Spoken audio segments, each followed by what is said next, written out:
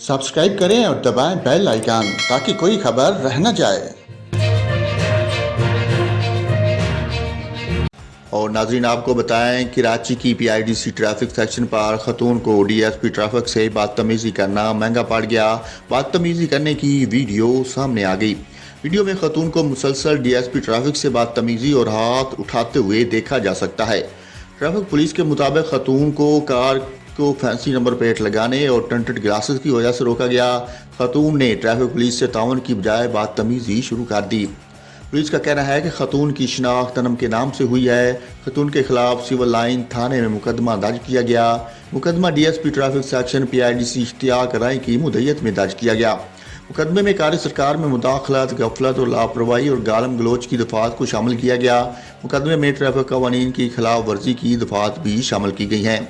मुद्दई मुकदमा के मुताबिक खतून और इसके भाई दोनों ने धमकियां भी दी। मुकदमे में खतून अनम और उसका भाई असद नामजद हैं। SSP सऊद असद रजा ने कहा कि खतून और उनके भाई ने DSP से माफ़ी मांगी है।